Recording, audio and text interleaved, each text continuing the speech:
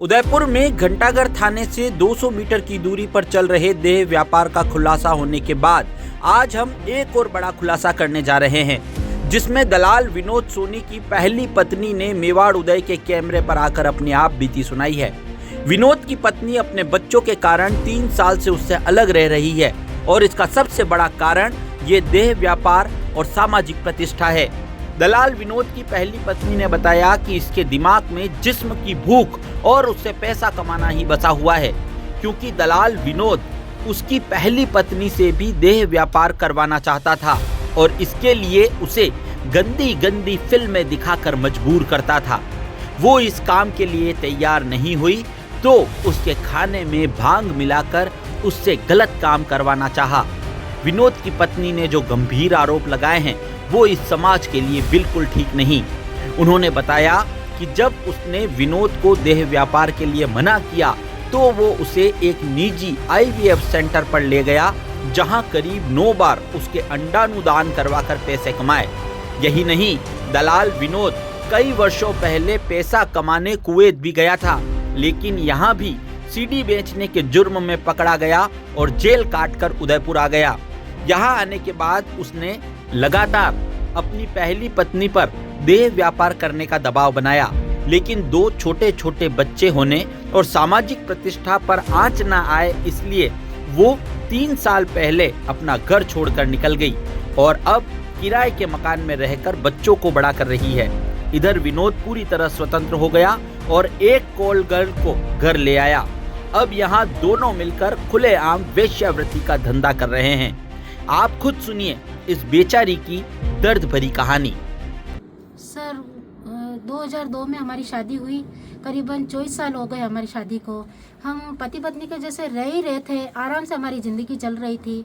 और करीबन 5 साल हो गए मेरे सासू जी की डेथ हुई, उसके बाद में सारा परिवार ख़त्म हो गया।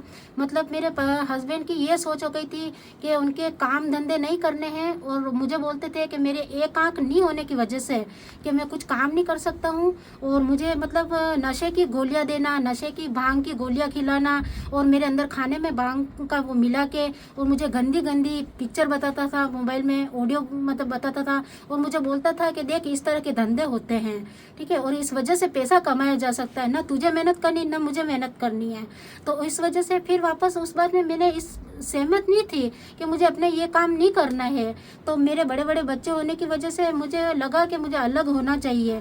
उसके बाद में मैंने इसकी बात नहीं मानी, तो इसने मेरे साथ बहुत मारपीट भी की, बच्चों के साथ में भी की।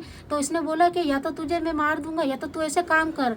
उसके बाद में आज जब मेरे को मीडिया के थ्रू जो न्यूज़ मिली मुझे, तो मुझे लगा कि मुझे एक्शन लेना चाहिए, और मैं इससे बहुत परेशान हूँ।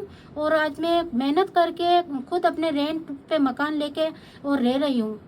और वहाँ पे क्या है कि पुलिस में घंटाघर थाने अभी बीच में बेटों ने जब मुझे बोला भी था 6 महीने पहले कि मम्मी अपने को चलना चाहिए, पापा को समझाता हूँ मैं, आप भी बात करो।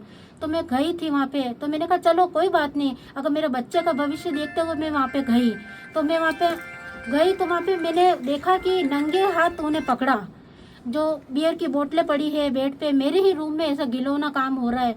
तो उन तीनों को मैं थाने में घंटाघर थाने में लेके भी गई। कौन था, किसको पकड़ा आपने? मेरे हस्बैंड थे और एक जाडोल से कोई लेडीज को उसने रख रखा था। उसने जब मैंने पूछा कि तू यहाँ पे क्या कर रही, तो मुझे बताया गया कि ये तो मेरे खाना बनाने के लिए हिसाब से हमने रख रखा है। तो थाने में लेके भी गई, लेकिन पुलिस प्रशासन ने 151 का केस देते हुए उसको छोड़ दिया। मेरी कोई सुनवाई नहीं हुई वहाँ पे। उसके बाद में यही पड़ोसी से भी सूचना आती है कि यहाँ पे ये गिलोना हरकत है। उसको एक ही है कि बस शरीर का जिस्म बेचना और पैसा कमाना, शुरू से ही बहुत परेशान। अभी जिसको रख रखी है उसे जानते हो क्या आप? जी सर, अभी ये शायद सूरजपोल से अभी एक लेडीज है, तो बोल रहा है कि मैंने इससे शादी कर ली है, यूँ कर ली है। और एक डोकरी है, उसको किराए के वहीं रूम दे रखा है उसने, और किराए के ये हमारे किराए है यूँ करके। तो बाहर से औरतें लड़कियां लाती है और वो धंधा चलाती है, 700 रुपये में धंधा करती है। आपको कभी प्रेशर किया क्या इस तरह का धंधा करने के लिए उसने पहले कभी? प्रेशर किया मुझे कि बस बार बार भांग की गोटी खा के वीडियो बनाना और यूट्यूब पे बताना कि देख मंजू ये ऐसी वीडियो बनती है, इससे पैसा कमाया जा सकता है, इससे मतलब चेहरा बांध के भी अपन पैसा कमा सकते हैं, इससे न तो किसी को कोई पता चलता है। और बोलते हैं कि कपल पार्टी भी होती है कि मतलब मेरी पत्नी उसके साथ, उसकी पत्नी ऐसे साथ, तो ऐसे अपन कर सकते हैं। तो वो मैं इस चीज़ों से बहुत वो नहीं थी, क्योंकि मेरे बच्चे का भविष्य था, उस वजह से मैं उनकी बातों में कुछ भी वो मुझे इंटरेस्ट नहीं था। आईवीएफ भी ले गया आपको? मुझे आईवीएफ भी ले गया वो अपने के इंदिरा जो है, तो क्या मार पीट के वहाँ पे ये काम होता है। तो 9 बार मैंने अपने एग डोनेट किए, शरीर डोनेट किया, उसने साइन किए ज़बरदस्ती, और मैंने डोनेट करके मेरा शरीर ख़राब किया, और उससे भी जो भी काफ़ी पैसा मिला वो भी सारा इसी के पास है, और सारा पैसा इसने लिया। आप क्या चाहते हो आप? अब मैं यही चाहती हूँ कि मुझे मेरे बच्चे को भविष्य देखते हुए, आज हम घर से निकले पहने कपड़े, मुझे मारपीट करके निकाला गया मुझे, तो कानून से यही प्रार्थना है कि इसे सख्त कार्रवाई की जाए।